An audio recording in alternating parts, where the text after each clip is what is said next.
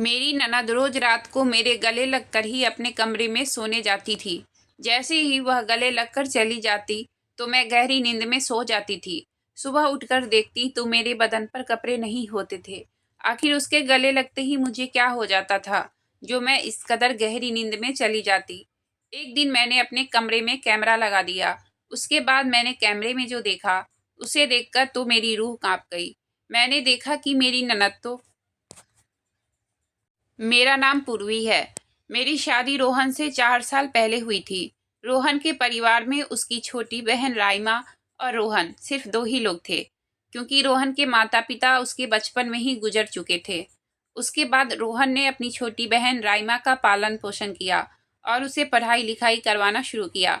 रोहन पढ़ाई के साथ साथ एक प्राइवेट कंपनी में काम करते थे। जब से मैं इस घर में आई हूँ, पूरे घर की जिम्मेदारी मैंने उठा ली। अब रोहन काम में अच्छे से ध्यान देने लगे, क्योंकि पहले उन्हें अपनी छोटी बहन का भी ध्यान रखना पड़ता था, लेकिन वह जिम्मेदारी मैंने अपने सर पर ले ली थी। तो रोहन अच्छे से पढ़ाई के साथ साथ काम में भी मन लगाकर मेहनत करने लगे थे। ऐसे ही दिन निकलते गए। आज सुबह सुबह बहुत ज़्यादा खुशी का माहौल बना हुआ था, क्योंकि रोहन की मेहनत रंग ले आई। रोहन काम के साथ साथ पढ़ाई में भी बहुत आगे थे और हमेशा से ही दिन रात मेहनत करते थे, जिसका फल उन्हें मिल चुका था। रोहन एक सरकारी नौकरी पर लग चुके थे। इतनी बड़ी पोस्ट पर सरकारी नौकरी लगना कोई आम बात नहीं थी, लेकिन रोहन ने यह सब कर दिखाया। अब तो मेरी खुशी का ठिकाना ना रहा, क्योंकि मैं भी अब पूरे गर्व के साथ कह सकती हूँ कि मेरा पति एक सरकारी नौकरी करता है।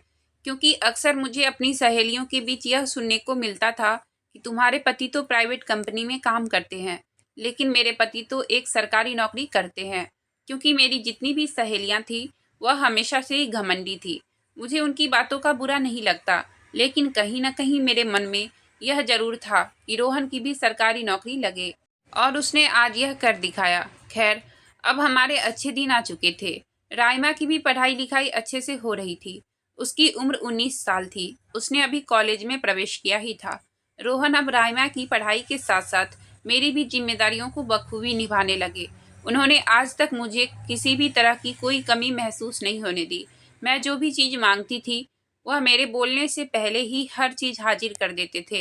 इतना प्यार करने वाला और नेक दिल पति पाकर मैं फूली नहीं समा रही थी। लेकिन मेरी खुशी ज़्यादा दिन तक कहाँ टिकने वाली थी। शायद भगवान को भी मेरी खुशी रास नहीं आई। एक बड़े एक्सीडेंट में मेरे पति रोहन का देहांत हो गया। अब तो मानो मेरे ऊपर दुखों का पहाड़ टूट पड़ा था। मैं बिल्कुल टूट चुकी थी, क्योंकि इतना प्यार करने वाले पति को खोकर मैं बिल्कुल भी खुद को संभाल नहीं पा रही थी। मैं तो पूरी तरह अधमरी हो चुकी थी, लेकिन जैसे तैसे मुझे राइमा को भी संभालना था। इसलिए मैंने हिम्मत करके खुद को और राइमा को संभाला और इस दुख की घड़ी का सामना किया। लेकिन अब बात यह आन पड़ी थी कि राइमा की पढ़ाई कैसे करवाई जाए, और पूरे घर की जिम्मेदारियां भी आ चुकी थी। मेरे पास तो ना कोई काम था और ना ही मुझे इतना नॉलेज था कि मैं कोई काम करूं, क्योंकि मैं ज़्यादा पढ़ी लिखी भी नहीं थी। और ससुराल में आने के बाद तो रोहन ने सारी जिम्मेदारी ले रखी थी, तो मुझे किसी भी तरह से कोई चीज़ का पता नहीं था। लेकिन मुझे राइमा को पढ़ाई भी तो करवानी थी, क्योंकि उस बेचारी के मन पर क्या बीती है इससे मुझसे बेहतर तो कोई नहीं जान सकता। क्योंकि बचपन में ही उसने अपने माता पिता को खो दिया है और अब उसने अपने भाई को खो दिया। उसके ऊपर क्या बीत रही है मैं अच्छी तरह समझती थी। इसलिए मैं उसकी पढ़ाई में कोई भी रुकावट नहीं आने देना चाहती थी। जिस तरह रोहन उसका ख्याल रखते थे, उसी तरह मुझे भी उसका ख्याल रखना था। मुझे उसको उसके माता पिता और भाई की कमी महसूस नहीं होने देनी थी। इसलिए मैं काम की तलाश में निकल गई। मुझे राइमा ने कहा था कि भाभी, मुझे पढ़ाई लिखाई करने की कोई ज़रूरत नहीं है। हम लोगों के घरों में झाड़ू पोछा करके 2 वक्त की रोटी का जुगाड़ कर लेंगे, बस यही बहुत है। लेकिन मैंने राइमा की बात नहीं मानी, क्योंकि मैं उसे पढ़ाई लिखाई करवाकर एक अच्छा इंसान बनाना चाहती थी। उसे उसके पैरों पर खड़ा करना चाहती थी। इसलिए मैं काम की तलाश में निकल गई। दरअसल रोहन के पास ज़्यादा धन दौलत नहीं थी और ना ही ज़्यादा ज़मीन जायदाद थी। पहले उसकी प्राइवेट कंपनी की नौकरी की वजह से घर चलता था, और उसके बाद उसने सरकारी नौकरी कर ली, जिस वजह से हमारे अच्छे दिन थे। लेकिन पैसे जमा नहीं हो पाए थे। क्योंकि रोहन को नौकरी लगे ज़्यादा दिन नहीं हुए थे कि उनका देहांत हो गया, इसलिए घर में जमा पूंजी भी नहीं थी। खैर, मैं तो शहर में काम की तलाश में निकल गई और मुझे एक कंपनी में काम भी मिल गया। सैलरी ज़्यादा नहीं थी, लेकिन कम भी नहीं थी। मैं दिन रात मेहनत करके राइमा को अच्छी ज़िंदगी देना चाहती थी, इसलिए मैं एक कंपनी में काम करने लगी। सवेरे उठकर घर का काम करने के बाद मैं काम पर निकल जाती थी और शाम को थकी हारी घर वापस आती थी और राइमा को खाना खिला देती और खुद खाना खाकर सोने चली जाती थी। खैर, मुझे नींद तो नहीं आती थी क्योंकि रोहन की यादें मुझे हर रोज़ सताती थी, लेकिन इसका मेरे पास कोई इलाज भी नहीं था, इसलिए मुझे इन सब को झेलना ही था। खैर, हंसी और कभी दुख को झेलते हुए ऐसे ही दिन निकलते जा रहे थे। मेरी ननद को हमेशा से ही एक आदत थी कि वह सोने से पहले हमेशा मेरे गले लगकर सोती थी। जिस दिन से मैं रोहन से शादी करके इस घर में आई थी, उसी दिन से मेरी ननद हमेशा से मेरे गले लगकर अपने कमरे में जाती थी। रोहन अक्सर उसे चिढ़ाते रहते थे कि मेरे तो कभी भी गले लगकर नहीं सोई, मैं क्या तुम्हारा भाई नहीं हूँ? तभी वह कहती कि भैया, आप तो मेरे भाई नहीं भगवान हो, लेकिन भाभी से बढ़कर कुछ भी नहीं है। यह मेरी माँ और भाभी दोनों है, इसलिए मुझे इनके गले लगने पर बहुत सुकून मिलता है और अच्छी नींद भी आती है, इसलिए मैं भाभी के गले लगती हूँ। खैर, अपनी ननद के गले लगकर मैं भी सो जाती थी, लेकिन मैंने कुछ दिनों से एक चीज़ नोटिस की थी कि पिछले 2-3 दिनों से जब भी मेरी ननद मेरे गले लगकर अपने कमरे में चली जाती, उसके बाद मैं इतनी गहरी नींद में चली जाती थी कि मुझे पता ही नहीं चलता था कि मेरे साथ क्या होता है। जब से रोहन का देहांत हुआ है, उसके बाद से मैं इतनी गहरी नींद में आज तक कभी भी नहीं सोई थी। दिन भर इतना काम करती तो भी मुझे रात को नींद नहीं आती थी। रोहन की यादें मुझे सोने भी नहीं देती थी, लेकिन कुछ दिनों से मुझे बहुत गहरी नींद आ रही थी। मुझे इसके पीछे कुछ अजीब सा लग रहा था कि मुझे इतनी नींद क्यों आ रही है। पहले मुझे नींद का जरा भी एहसास नहीं होता, लेकिन जैसे ही मेरी ननद मेरे गले लगकर कमरे से बाहर जाती थी, उसके बाद से मैं मानो बेहोशी की हालत में चली जाती थी और बिना पानी पिए ही सो जाती थी। सवेरे जब उठकर देखती तो कभी मेरे कपड़े पूरे बिखरे होते थे और कभी कभी तो पूरे बदन पर कपड़े भी नहीं होते थे।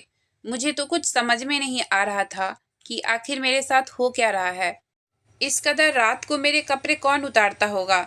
घर में तो सिर्फ मैं और मेरी ननद ही रहते थे और हमारा घर इस कदर बना हुआ था कि अंदर से अगर दरवाजे खिड़कियां बंद कर ली जाए तो हमारी अनुमति के बिना कोई अंदर भी ना आ पाए। और मैं तो सोने से पहले पूरे घर की तलाशी लेकर और अच्छे से कमरे बंद करके सोती थी। तो मेरे साथ ऐसा क्यों हो रहा था? पहले तो मुझे इस बारे में कुछ भी सोचना ठीक नहीं लगा।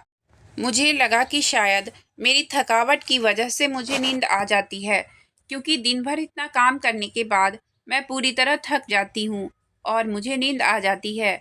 और नींद में हो सकता है कि मैं खुद ही ऐसी हरकत कर लेती हूँ, क्योंकि अक्सर इंसान सपनों में जो देखता है वैसे वैसे हलचल करता रहता है।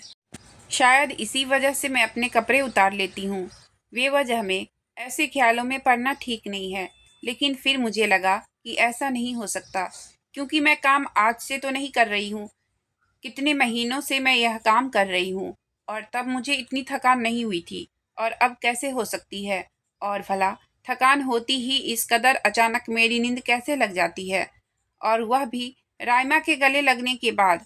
अब तो मुझे राइमा पर भी शक होने लगा था कि कहीं वह तो नहीं कुछ कर रही है। लेकिन फिर मेरे मन में ख्याल आया कि नहीं, राइमा मुझसे इतना प्यार करती है और मुझे माँ का दर्जा देती है, मुझे उसके बारे में ऐसे सोचना नहीं चाहिए। लेकिन हर समय मेरे दिमाग में यही बात दौड़ती रहती थी, आखिर मेरे साथ हो क्या रहा है? मुझे तो कुछ भी समझ में नहीं आ रहा था। मैं यह बात किससे पूछूं और किसके साथ शेयर करूं जो मेरी इस उलझन से मुझे निकाल सके। इस तरह काफ़ी दिन निकल गए, लेकिन यह हरकतें कम नहीं हुई। अब तो मेरे साथ कुछ और ही ज़्यादा होने लगा था। मैं रात को जिस तरह सोती थी उस तरह सुबह बिल्कुल भी नहीं होती थी। मेरे पूरे कपड़े बदन से गायब होते थे और मेरा पूरा शरीर इस तरह टूटता था जैसे मानो मुझे किसी ने रौंदा हो। अब तो मेरा शक चरम सीमा पर पहुंच चुका था कि जरूर कुछ न कुछ मेरे साथ हो रहा है जिससे मैं बिल्कुल अनजान हूँ। इस तरह मेरे शरीर से कपड़े गायब होना, इस तरह राइमा के गले लगने के बाद अचानक से गहरी नींद में सो जाना और सुबह उठने के बाद मेरा पूरा बदन दर्द के मारे टूटना, यह सब कोई वहम या फिर थकान नहीं थी। इसके पीछे मुझे बहुत बड़ा कारण लग रहा था। तभी मैंने एक दिन राइमा से पूछा कि राइमा, मेरे साथ यह सब हो रहा है, क्या तुम्हें इस बारे में कोई खबर है? तो वह कहने लगी कि नहीं भाभी, ऐसी कोई बात नहीं है, और वैसे भी घर में कोई नहीं आता है। जरूर आप थकान के मारे सो जाती हो और नींद में यह सब हरकतें कर लेती हो, और सुबह जब आप उठती हो तो आपको ऐसा कुछ लगता है। मुझे राइमा की बातों में जरा भी सच्चाई नजर नहीं आ रही थी, क्योंकि जिस तरह वह बोल रही थी उसकी आवाज में घबराहट थी और वह मुझसे नजरें भी नहीं मिला पा रही थी। मुझे पूरा शक हो रहा था कि जरूर राइमा कुछ न कुछ कर रही है, क्योंकि वह आज से पहले कभी भी मुझसे बात करते समय इतनी नहीं घबराई थी जितनी आज मेरे इस सवाल को पूछने पर घबरा रही थी। फिर मैं अपने कमरे में आ गई। मेरे मन में तो कुछ और ही शक चलने लगा था। मेरे मन में यह था कि राइमा जरूर किसी लड़के के चक्कर में है और रोज रात को मुझे कोई नशा वगैरह देकर किसी लड़के से मिलने के लिए चली जाती है। लेकिन फिर मैंने सोचा कि अगर वह ऐसा कुछ करती तो मेरे शरीर के साथ ये हलचल कैसे, और मेरे शरीर से कपड़े गायब कैसे होते? अब तो घबराहट से मेरे पूरे शरीर के रोंगटे खड़े हो चुके थे। पूरा बदन पसीने से लथपथ था, क्योंकि मेरे कुछ भी समझ में नहीं आ रहा था। घबराहट के मारे मेरी जान निकली जा रही थी। मैं समझ ही नहीं पा रही थी कि आखिर माजरा क्या है। मैं कैसे इस समस्या से बाहर निकलूं? मुझे कुछ भी समझ में नहीं आया। अब मुझे पता लगाना था आखिर मेरे साथ हो क्या रहा है। तभी मेरे मन में विचार आया कि मैं अपने कमरे में कैमरा लगवा देती हूँ। उसके बाद सारा दूध का दूध और पानी का पानी हो जाएगा और सारी सच्चाई मेरे सामने आ जाएगी। यही सोचकर मैं जब काम पर गई तो कुछ पैसे उधार लेकर कैमरे ले आई, और जब राइमा कॉलेज गई हुई थी तो मैंने अपने कमरे में कैमरा लगा दिया। कैमरा इतना छोटा था कि किसी को भी आसानी से दिखाई नहीं देता, और मैंने यह बात अपनी ननद को भी नहीं बताई। फिर आज मैं निश्चिंत हो चुकी थी कि रात में मेरे साथ होता क्या है यह सब उस कैमरे में रिकॉर्ड हो जाएगा और कल सारी बातें मेरे सामने आ जाएगी। उसके बाद देखती हूँ कि मेरे साथ आखिर हो क्या रहा है। इसी संतुष्टि में मैं और राइमा ने रात का खाना खाया और हम लोग सोने की तैयारी करने लगे। तभी राइमा मेरे कमरे में आई कि भाभी, आज तो मैं आपके गले लगी ही नहीं। लेकिन पता नहीं क्यों मेरा मन बिल्कुल भी नहीं कर रहा था कि मैं उसके गले से लगूं, क्योंकि जब उसके गले से लग जाती हूँ उसके बाद से मेरी हालत ऐसी हो जाती है कि मैं चाहकर भी अपनी आंखों को नहीं खोल पाती हूँ। लेकिन मैं उसे मना भी नहीं कर सकती थी, क्योंकि मैं उसका दिल नहीं दुखाना चाहती थी। रोहन की बहन से मैं रोहन के जितना ही प्यार करना चाहती थी। कभी भी उसे किसी चीज़ की कमी नहीं होने दी थी, तो इस छोटी सी बात के लिए उसका दिल क्यों दुखा दूं? खैर, ऐसा सोचकर मैं राइमा के गले लग गई। गले से लगकर जैसे ही वह रूम से बाहर चली गई, मेरी आंखें खुद ब खुद बंद होनी शुरू हो गई और मैं जैसे बेहोशी की हालत में जाने लगी। गहरी नींद ने मुझे इस कदर जकड़ लिया कि मैं कुछ भी नहीं बोल पाई और ना उठ पाई, और अपने बिस्तर पर उसी हालत में सो गई। दूसरे दिन सुबह उठते ही मैंने देखा कि मेरी हालत रोजाना की तरह ही थी। मेरे कपड़े मेरे बदन पर नहीं थे और मेरा पूरा बदन कपड़ों की जगह कंबल से ढका हुआ था, और आज तो मेरे शरीर पर खरोच के निशान भी थे। आखिर यह खरोच के निशान कहाँ से आ गए? मुझे तो कुछ भी समझ में नहीं आया। घबराहट के मारे मेरी जान निकली जा रही थी। पूरा शरीर मेरा इतना भारी हो रहा था कि मुझे अपने बिस्तर से खड़े होने में बहुत ज़्यादा तकलीफ़ें हो रही थी। लेकिन जैसे तैसे मैं बिस्तर से खड़ी हुई और राइमा के लिए खाना तैयार किया। इसके बाद जब वो कॉलेज के लिए निकल गई तो मैंने झट से वीडियो प्ले करके देखने लगी। तो उसे देखकर तो मेरी हालत ख़राब हो गई। मैं खुद को संभाल ही नहीं पा रही थी कि आखिर मेरे साथ क्या हो रहा है। भगवान ने वैसे ही मेरे ऊपर इतने जुल्म कर दिए थे, अब यह कौन सा नया जुल्म था जो सहना बाकी था। मैंने देखा कि मेरे कमरे में दो लड़के आते हैं और मेरे पूरे शरीर से कपड़े उतारकर मेरे साथ गंदी हरकतें करनी शुरू कर देते हैं।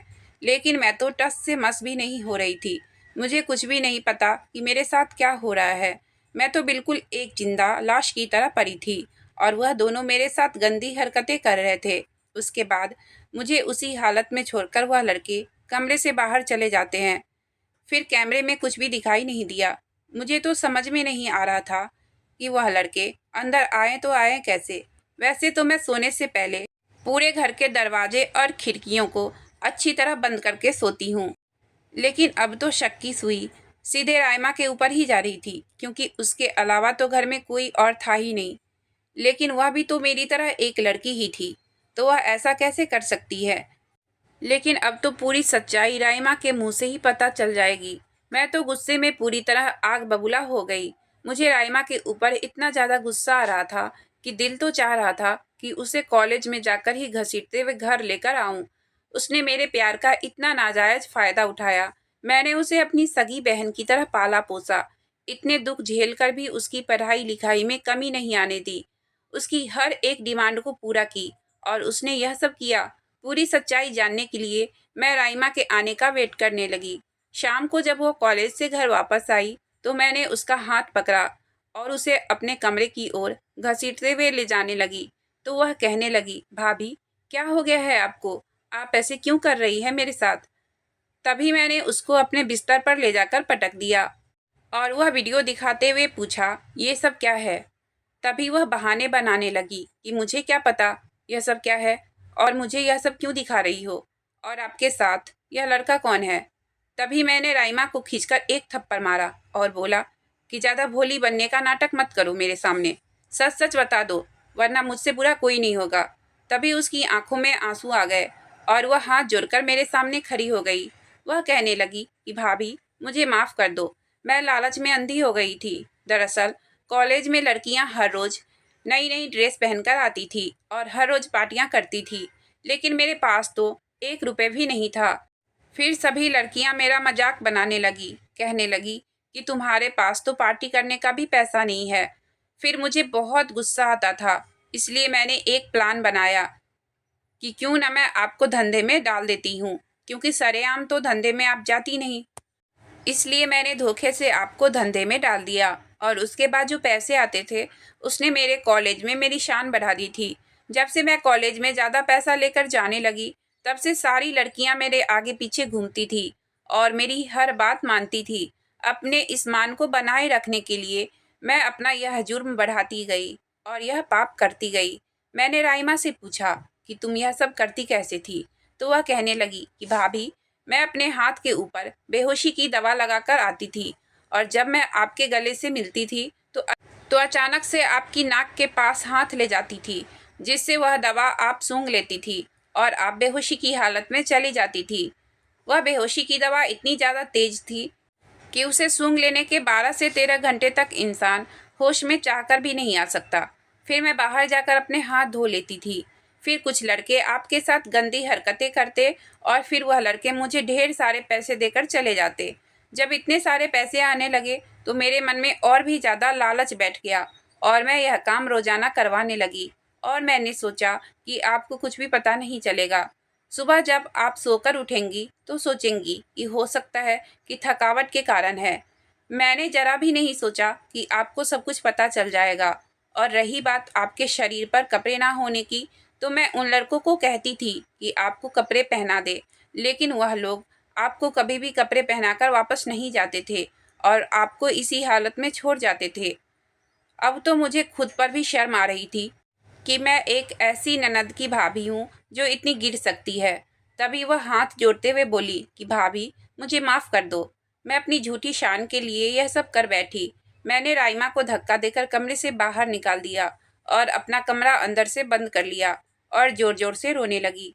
मुझे खुद विश्वास नहीं हो रहा था कि मैं इन हालातों में पहुंच जाऊंगी। मैं बार बार रोहन से माफ़ी मांग रही थी कि मैं आपकी बहन को अच्छी तरह संभाल नहीं पाई। वह एक ऐसे रास्ते पर चल पड़ी थी जिसे मैं जरा भी ख्याल नहीं कर पाई। मैंने उसके लिए इतना कुछ किया था। मैं रोहन के जाने के बाद जब से काम करना शुरू किया था, उस काम से जितने भी पैसे बनते थे वह सब मैं राइमा के ऊपर ही लगा देती थी। खुद के लिए मैंने आज तक एक साड़ी भी नहीं ली थी। मैंने सोचा कि राइमा को किसी चीज़ की कमी ना हो, लेकिन मेरे इसी प्यार का राइमा ने गलत फ़ायदा उठाया और उसने मेरे साथ वह हरकत कर दी जो करने से पहले हर इंसान 100 बार सोचता है। मुझे राइमा पर बार बार बहुत गुस्सा आ रहा था, लेकिन मैं क्या कर सकती थी। मैं अपने दुखी मन से रोते हुए अपने बिस्तर पर पड़ी रही और रोहन को याद करने लगी। मैं सोच रही थी कि राइमा ने यह सब करने से पहले जरा भी नहीं सोचा। वह अपनी झूठी शान में इतनी अंधी हो चुकी थी कि उसने मेरे बारे में जरा भी ख्याल नहीं किया। मेरी इज्जत के साथ इस तरह खिलवाड़ करके उसने क्या हासिल कर लिया, और कॉलेज में अपनी झूठी शान बनाए रखने के लिए उसने ऐसी गलती कर दी थी जिसकी माफ़ी उसे कभी भी नहीं मिल सकती थी। अगर लड़कियां पार्टी करती है तो उनके घर वाले अमीर हैं इसलिए करती है। किसी की बराबरी करने से क्या फ़ायदा? जब हम लोगों की इतनी औकात नहीं है तो हम लोग बड़े लोगों के साथ बैठते ही क्यों हैं? हम लोगों से जितना हो पाता है हम उतना ही करें। खैर, मैं मन में सोचने लगी कि अगर मुझे राइमा एक बार भी बोल देती कि भाभी, कॉलेज में लड़कियां पार्टी करती है इसलिए मुझे भी करनी है, तो मैं उसे कहीं से भी पैसे लाकर देती, उसके लिए पैसों का बंदोबस्त कर देती। लेकिन उसने मुझे एक बार भी बताना ज़रूरी नहीं समझा और अपने ही दिमाग से सब कुछ कर डाला। उसने मेरी इज्जत के साथ साथ मेरे विश्वास को भी खराब किया था। मैं चाहकर भी राइमा को माफ़ नहीं कर सकती थी। अब तो मैं जितना हो सकता था उतना उससे दूर रहती थी, लेकिन उसको अपनी गलती का एहसास हो चुका था। वह बार बार अपनी गलती का पश्चाताप कर रही थी। फिर मुझे दया आ गई और रोहन के बारे में ख्याल आ गया कि वह जहाँ कहीं भी हो उसकी आत्मा ज़रूर दुखी हो रही होगी। फिर मैंने राइमा को माफ़ कर दिया और उसे एक सही रास्ते पर लेकर गई।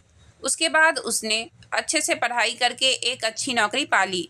अब हमारे घर का सुधार पूरी तरह हो चुका था। राइमा ने गलती करके अपने आप को सुधार लिया था।